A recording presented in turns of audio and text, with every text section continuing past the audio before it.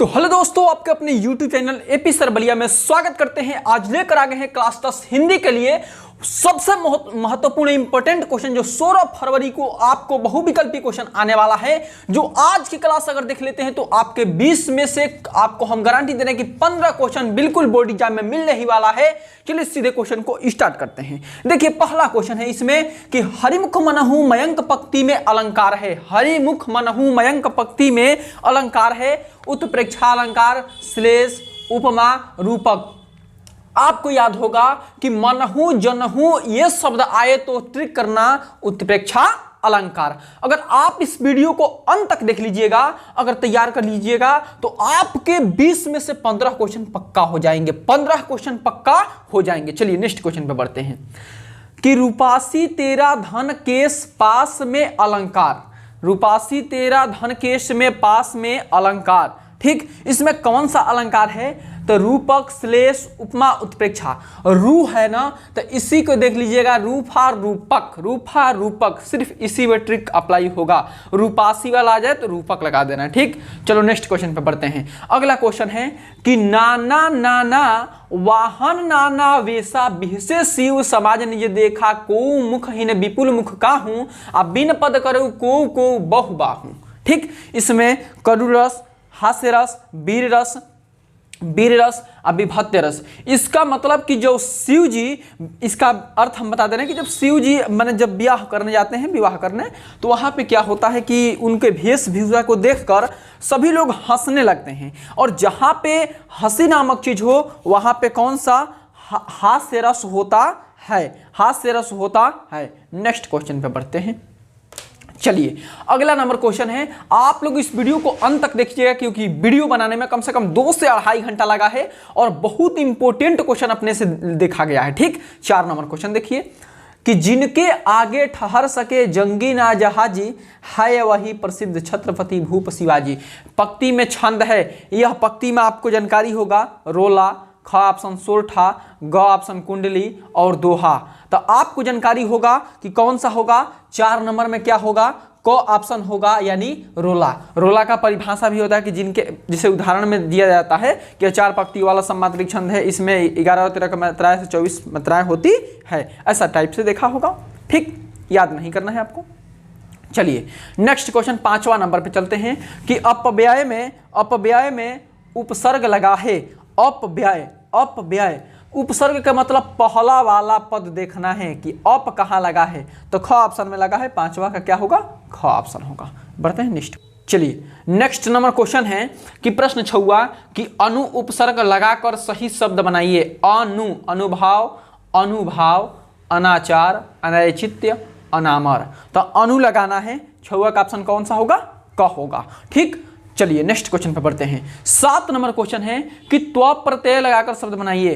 प्रत्यय और उपसर्ग में यही अंतर है कि उपसर्ग वाला पहले आता है और प्रत्यय वाला अंत में आता है। तो देखिए एक मृदुत्व है, प्रभुत्ता है, मृदुता है, त्वचा है। तो आप लोग इसको मत देख लीजिए कि त्व तो दिया है लेकिन प्रत्यय में लास्ट में त्व आना चाहिए। तो ऑप्शन नंबर कौन सा होगा? क ऑप्शन सही होगा, ठीक। 8 नंबर पे चलते हैं। पन प्रत्यय युक्त शब्द है। पन प्रत्यय युक्त शब्द है। बचपन, बचाओ, बच्चा, बलवान। क्या होगा? बचपन, ठीक। नेक्स्ट क्वेश्चन पे बढ़ते हैं। 9 नंबर क्वेश्चन है कि गिरावट शब्द में प्रत्यय है। गिरावट प्रत्यय माने अंत में आना चाहिए। गिरावट, जिसमें देखिए कि वट कौन सा है? वट, वाहट, वटता, तो वट हो जाएगा। चलिए नेक्स्ट क्वेश्चन पे बढ़ते हैं। अगला नंबर क्वेश्चन देखिए कि ता प्रत्यय युक्त शब्द है। ता कवित्व, उचित, लघुता, दिखावा। तो 10 नंबर में कौन सा होगा? ग ऑप्शन लघुता होगा। चलिए नेक्स्ट क्वेश्चन पे बढ़ते हैं। प्रश्न नंबर 11 राम रहीम समस्त पद का सही समास विग्रह कीजिए। राम रहीम, तो यहां पे देखिए राम प्लस रहीम, रामम रहीम, राम और रहीम, राम प्लस रहीम। देखिए एक ही चीज पहचानिएगा, यहां से 2 क्वेश्चन बन सकता है कि राम डैश रहीम में कौन सा समास है और राम और रहीम शब्द का समास विग्रह कीजिए। तो समास विग्रह कहा है तो यहाँ पे जो चिन्ह लगता है इसका अर्थ निकलता है और। तो राम और रहीम, राम और रहीम। और कोई पूछ देगा कि यह समास कौन सा है तो याद रखना यह समास कौन सा है? द्विगु समास। द्विगु समास। क्यों द्विगु समास है? तो क्योंकि यहाँ पे जो चिन्ह है योजक चिन्ह कहा जाता है और ये चिन्ह आ जाता है तो वहां पे द्विगु समास होता है। नेक्स्ट क्वेश्चन पे बढ़ते हैं। 12 नंबर कि शताब्दी का समास विग्रह कीजिए। शताब्दी का 100 वर्षों का समूह, 100 महीने का समूह, 100 दिनों का समूह, इनमें से कोई नहीं।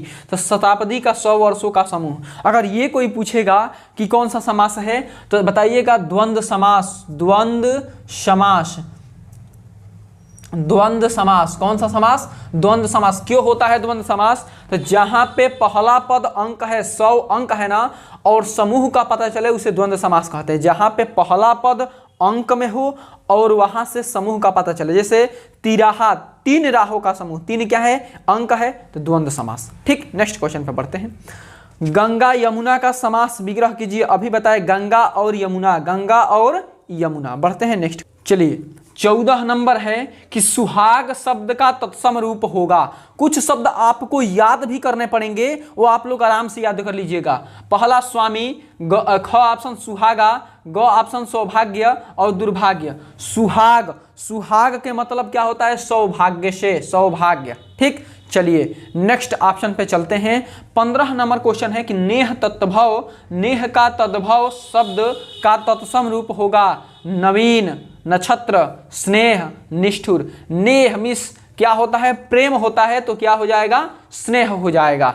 बढ़ते हैं नेक्स्ट क्वेश्चन पे। ठीक, चलिए अगला क्वेश्चन दिया है कि अश्व शब्द के पर्यायवाची है। भी आई लगा लेना, जो भी इसमें है मोस्ट इंपोर्टेंट है क्योंकि पूरा सीरीज से लिया गया है।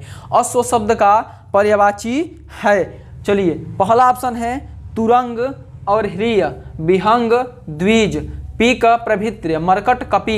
ये संस्कृत वाला शब्द दे दिया है, तो पहला ऑप्शन क्या होगा? इसमें सही होगा।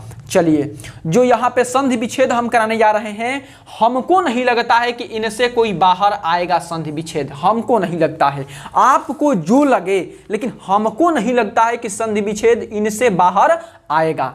इति यादि का संधि विच्छेद है। हमको जब हम लाइव क्लास लिए थे तो उसमें भी टिक लगवाए थे इत्यादि और यद्यपि का। तो इति धन आदि, इति प्लस यदि और इत धन आदि, इत धन यादि, यानी कि इति धन क्या होगा? आदि होगा। इति धन क्या होगा? आदि होगा। 18 नंबर पे चलते हैं। 18 नंबर क्वेश्चन दिया है कि यदि धन अपि में संधि विच्छेद है। यद्यपि, यद्यपि, यद्यपि, यद्यपि। ठीक, तो क्या होगा इसमें? यद्यपि। ठीक, नेक्स्ट क्वेश्चन पे बढ़ते हैं।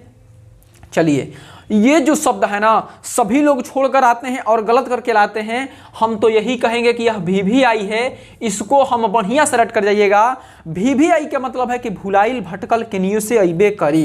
ठीक, चलो कि मतेह रूप है मति शब्द का, कौन सा है? 19 नंबर ऑप्शन है कि षष्ठी विभक्ति एक वचन, पंचमी विभक्ति एक वचन, चतुर्थ विभक्ति द्विवचन, सप्तमी विभक्ति द्विवचन।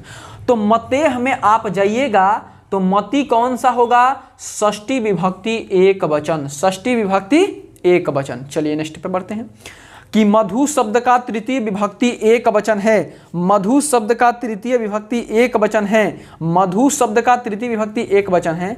मधुनः, उसके बाद मधुना, मधुन, मधुने, मधुनी। तो कौन सा होगा आपका? पहला ऑप्शन मधुनः। 21 नंबर क्वेश्चन देखिए कि पठ्यासी से रूप है, पठ धातु है, पठ धातु है। पहला है लिट लकार मध्यम पुरुष एक वचन, दूसरा है लट लकार प्रथम पुरुष बहुवचन, लंग लकार उत्तम पुरुष एक वचन। तो आपका कौन सा होगा? को ऑप्शन लिट लकार मध्यम पुरुष एक वचन। नेक्स्ट क्वेश्चन पे बढ़ते हैं। चलिए अगला है कि ध्रुव स्वामी नाटक के लेखक है। ध्रुव स्वामी नाटक के लेखक है हरिकृष्ण प्रेमी, जयशंकर प्रसाद और विष्णु प्रभाकर चतुर्सेन शास्त्री। तो ध्रुव स्वामी के लेखक कौन से हैं? 22 नंबर का क्या होगा? ख ऑप्शन जयशंकर प्रसाद। चलिए नेक्स्ट क्वेश्चन में बढ़ते हैं कि चिंतामणि किस विधा पर आधारित रचना है? निबंध, उपन्यास, नाटक, आत्मकथा। कौन सा? निबंध। नेक्स्ट क्वेश्चन पे बढ़ते हैं कि साकेत महाकाव्य की रचना किसने की? मैथिली शरण गुप्त, जयशंकर प्रसाद, हरिबौध नगार और नागार्जुन। तो ऑप्शन नंबर होगा मैथिली शरण गुप्त। चलिए नेक्स्ट क्वेश्चन पे बढ़ते हैं कि 25 नंबर क्वेश्चन है कि छायावादी युग के प्रमुख लेखक है। पहला यशपाल, दूसरा वृंदावन लाल वर्मा, राम कुमार वर्मा, भरतेंदु हरिश्चंद्र। आपसे एक छोटा सा रिक्वेस्ट है कि इस वीडियो को बनाने में बहुत समय लगा है और मात्र एक आपसे हम चैलेंज कर रहे हैं कि इस वीडियो को कम से कम 100 लाइक पहुंचाइएगा। कितना लाइक? 100 लाइक पहुंचाइएगा। अभी तक अगर हमारे चैनल पे नए हैं तो छोटा सा रिक्वेस्ट है कि अगर वीडियो आपको सभी समझ में आता होगा तो चैनल को सब्सक्राइब कीजिएगा। मिलते हैं आपसे हम नेक्स्ट वीडियो में।